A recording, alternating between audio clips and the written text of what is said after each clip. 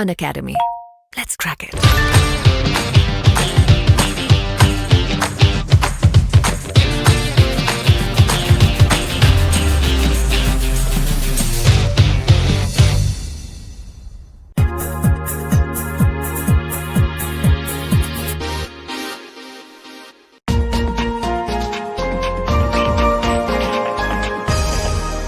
जय हिंद साथियों, अंत्योदय एकेडमी में आप सभी का स्वागत है।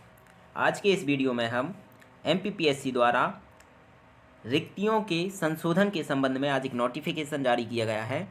इसमें क्या किया गया है, अर्थात जो पोस्ट हैं उनमें किस तरह परिवर्तन किया गया है, उसे हम विश्लेषण पूर्वक यहाँ देखेंगे। कई लोगों को तो यहाँ समझ आ ही नहीं रहा कि आखिर इसमें हुआ क्या है। हमें भी इसको समझने में लगभग 1 घंटा लग गया। तो आप समझ सकते हैं इसमें हुआ क्या है, उसकी सभी जानकारी, किस वर्ग को फ़ायदा हुआ या किसको नुकसान हुआ या किस पर कोई असर नहीं पड़ा, उन सारी चीज़ों को हम देखेंगे। साथ ही साथ कौन सी पोस्ट कम की गई, कौन सी बढ़ाई गई और किन में अदला बदली, अर्थात किस वर्ग की पोस्ट किसे दे दी गई, ये सारी जानकारी हम इस वीडियो में देखेंगे। यहाँ जो मेन हुआ क्या है, सबसे पहले वो 3 बातें हुई हैं। पहली, एक जो पद था वो था सामाजिक न्याय एवं निःशक्त जन कल्याण विभाग के अंतर्गत। ये पोस्ट थी आपकी, लगभग कितनी थी, 19 पोस्ट। इन पोस्टों को विलोपित कर दिया गया है। ये दिख रहा होगा आपको, विलोपन, अर्थात ये जो 19 पोस्ट थी उनको यहाँ से हटा दिया गया है, क्योंकि उस विभाग ने इनकी अर्हता या जो उनकी डिमांड थी वो अब नहीं है, तो इसको यहाँ पर कम कर दिया है। तो सीधा सीधा मतलब 19 पोस्ट कम हो गई। अब पहले पोस्ट कितनी थी, पहले टोटल पोस्ट थी 540। ये कम हो जाने के बाद आपकी पोस्ट अब बचती हैं 519 पोस्ट कम होने के बाद 21। अब आपको यहाँ लग रहा होगा ये तो पोस्ट कम हुई, पोस्ट कम नहीं हुई है। एक पोस्ट जो है आपकी आबकारी उप निरीक्षक, ये पोस्ट में संख्या आप देखिए यहाँ पर कितनी है, 69 है, जबकि यह पहले कितनी थी संख्या, हम वो भी एक बार देख ले रहे हैं। इसकी आबकारी उप निरीक्षक की पद को आपको यहाँ देखना है। आबकारी उप निरीक्षक यहाँ पद आपको देखने को मिल जाएगा, हमें एक बार चेक करना पड़ेगा कहाँ है वो।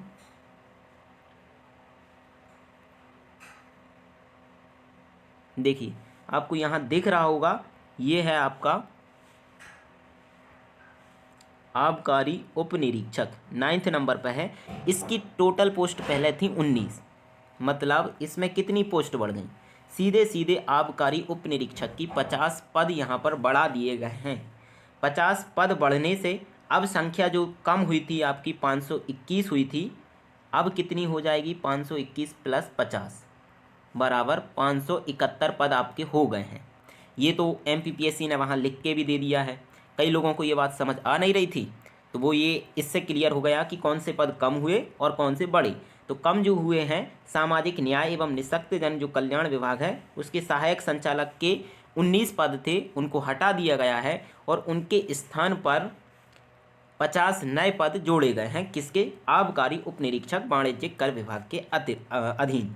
ये तो रहा संशोधन, पोस्ट वृद्धि और उनके विलोपन का। अब जो और पद यहाँ आपको दिखाई दे रहे हैं, जैसे सहायक संचालक दिख रहा है ऊपर, इनमें हुआ क्या है, तो इनमें मोस्टली जो हुआ है वो सीधी बात है कि जनरल के जो पद हैं ना, उनको कम करके ईडब्ल्यूएस में उनको बढ़ा दिया है। क्योंकि पहले भी विवाद चला था कि ईडब्ल्यूएस को 10% के अनुसार कई विभागों ने आरक्षण नहीं दिया, तो उनके पदों को, जनरल के पद कम करके किसको दे दिए गए हैं, ईडब्ल्यूएस को। जैसे हम देखते हैं, सहायक संचालक के पहले जनरल के लिए, यूआर के लिए कितने थे, 21 पद थे, जिनमें अब कितने बचे, 17 बचे। 17 बचे मतलब 4 पद आपके कहाँ गए, वो ईडब्ल्यूएस के पहले 2 पद थे, अब उनके 6 पद हो गए हैं। सेकंड है वाणिज्यिक कर विभाग के अधीन है वाणिज्यिक कर अधिकारी। तो अब आपको दिख रहा होगा कि एक ईडब्ल्यूएस का पद है, पहले यह पद जनरल के पास था, इसको यहाँ ट्रांसफ़र कर दिया, मतलब अब यूआर के लिए वाणिज्यिक कर अधिकारी की कोई सीट नहीं है। ठीक है। थर्ड है आपका सहायक संचालक जनसंपर्क। यहाँ ईडब्ल्यूएस के पद सहायक संचालक को, मतलब जनरल को दे दिए गए हैं। पहले ईडब्ल्यूएस के पास 3 था और जनरल के पास 1 पद था, लेकिन अब इसको क्या कर दिया है, उल्टा कर दिया है। 3 जनरल के पास आ गए हैं और ईडब्ल्यूएस के पास 1 पद बचा है। सीधा सा अर्थ यहाँ पर यह है कि जो 10% है EWS का उसे देने का प्रयास किया गया है। जैसे 60 पद आपके यहाँ थे तो यहाँ 6 पद कर दिए गए हैं, 5 पद हैं तो उसका 1 हो जाएगा, 11 हैं उसके भी 1 मिले हैं। बाकी जो नए पद आपके यहाँ जुड़े हैं आबकारी उपनिरीक्षक के, तो उनमें आपको ये दिख रहा होगा 7 पद यहाँ दिए हैं 69, 10% के हिसाब से। वहीं वाणिज्यिक कर निरीक्षक हैं तो इसमें आपको दिख रहा होगा 2 पद हैं, पहले यहाँ एक भी पद EWS के लिए नहीं था। अधीनस्थ लेखा का जो है अधीनस्थ लेखा सेवा है, पहले जनरल के लिए 30 पद थे और EWS के लिए यहाँ कोई पद नहीं था, तो 30 में से यहाँ जनरल के लिए अब 21 पद बचे हैं और EWS के लिए यहाँ 9 पद दे दिए गए हैं। इस तरह लगभग आप ये समझ सकते हैं कि जो जनरल के पद थे 20 से 20 पद EWS के लिए ट्रांसफ़र कर दिए गए हैं। ये तो रहा EWS में कि EWS को यहाँ पर फ़ायदा हो गया। लेकिन जो नए पद बड़े हैं, जैसे 30 पद हुए हैं और जनरल के पहले यहाँ पर कितने थे, मात्र 6 पद थे, तो यहाँ 24 की बढ़ोतरी हुई है और 6 की कमी हुई है। मतलब सीधे सीधे 18 पद तो यहाँ पर जनरल के बढ़ गए हैं, तो जनरल के पदों पर कोई डिफरेंस यहाँ पर आया नहीं। इसी तरह OBC के पद की बात हम करें तो यहाँ आपको दिख रहा होगा 5 पद यहाँ कम हुए OBC के, और यहाँ जो बड़े हैं वो कितने हैं आपको दिख रहे होंगे 8, आबकारी उपनिरीक्षक के 8, लेकिन 3 पहले से थे, मतलब 5 पद ही केवल यहाँ बड़े और जो कि 5 यहाँ कम हो गए। तो यहाँ सीधा दिख रहा है कि OBC के पदों में ना तो वृद्धि हुई ना ही कटौती हुई। जो हुआ है सीधा सा है कि जो पद वृद्धि हुई है वो पद वृद्धि EWS के संदर्भ में ज़्यादा लाभकारी यहाँ पर हो गई है। इसी तरह 1-2 सीट का फ़ायदा यहाँ पर ST SC को भी हुआ है।